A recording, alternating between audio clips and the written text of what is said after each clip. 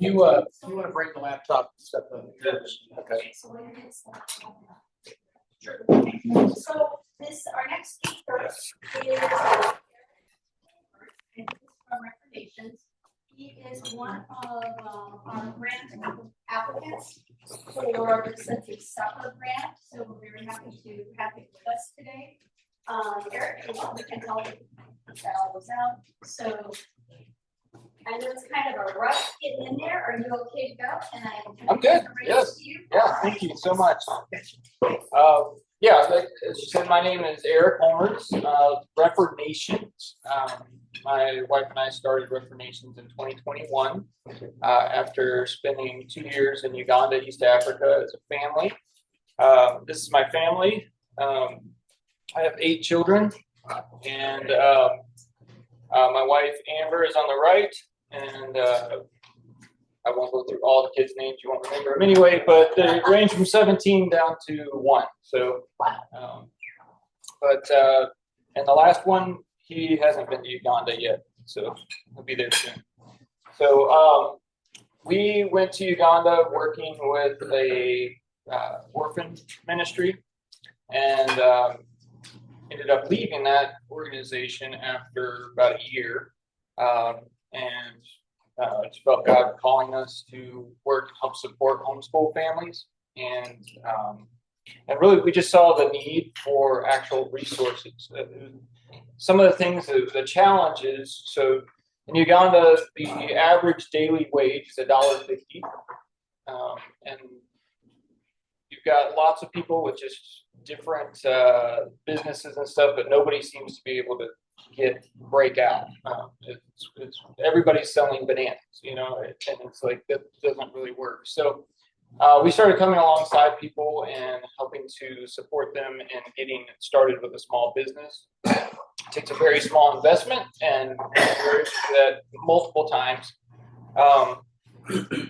But our heart is really in education, Christian education, and so we would go to different bookstores in Uganda and discover that the books that were in the Christian bookstores were nothing but just a bunch of syncretistic information and stuff, and just really wasn't good. So we decided that we wanted to be able to get stuff in the country. So we raised funds and got a printing press, and it is now in Uganda.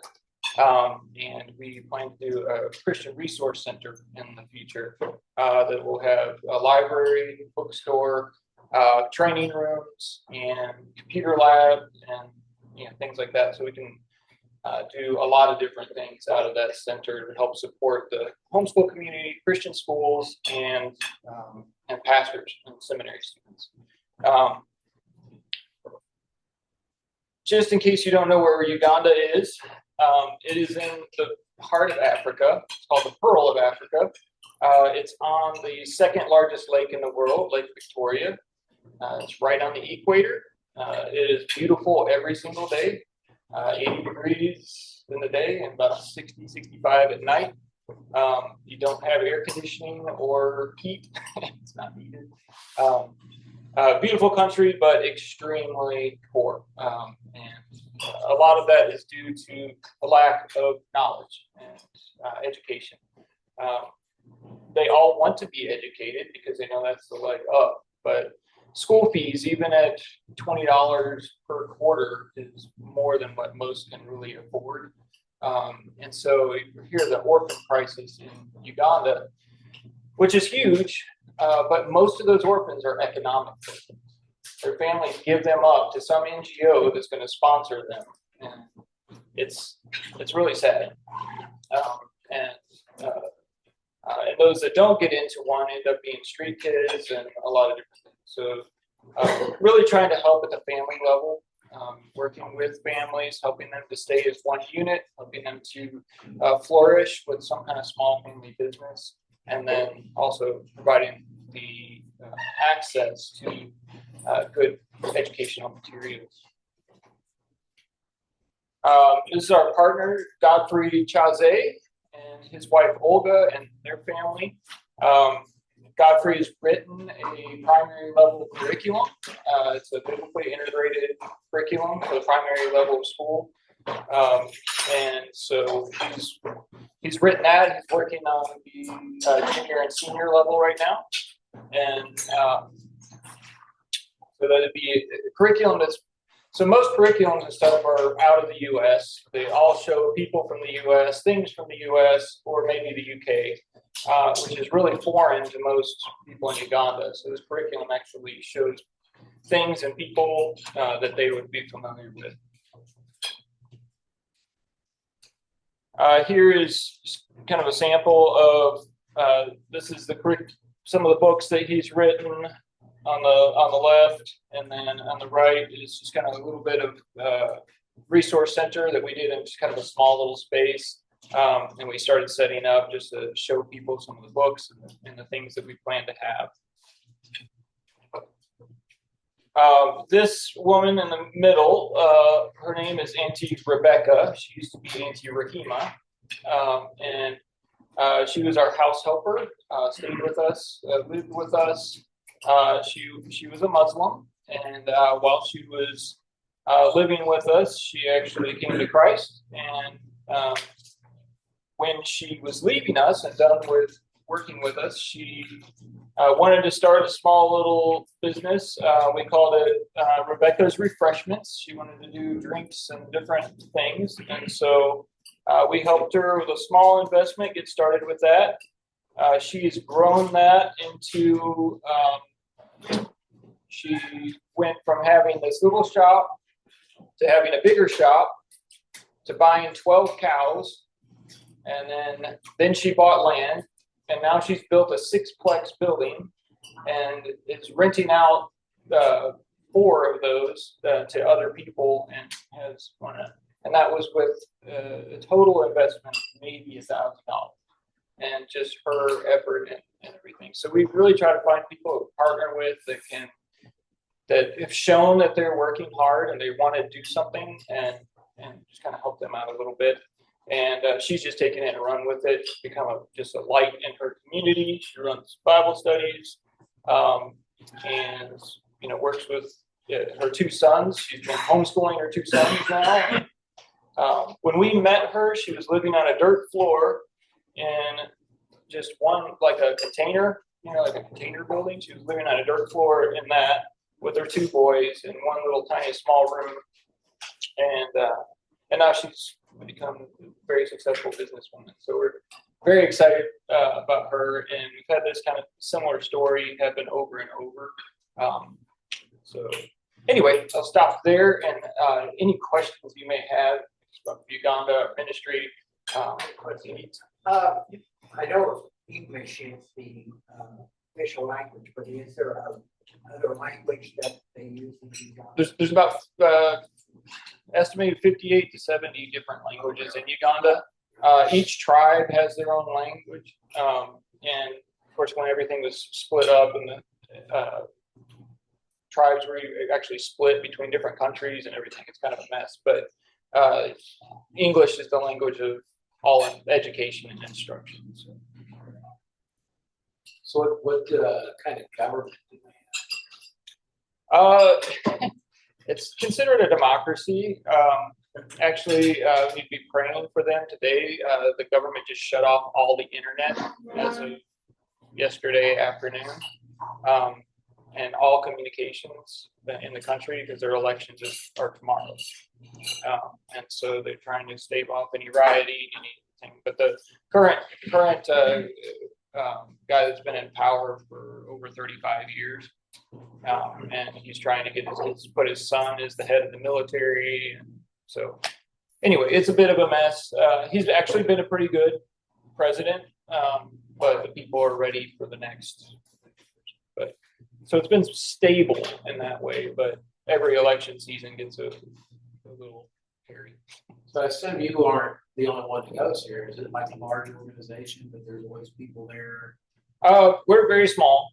Like I said, we started in 2021. Our family started the organization just for the needs that we saw. So it's our family, and then we have I have a board member that's there with me on the 27th. So I'm actually leaving back to Uganda on the 27th myself to get the printing press up and running.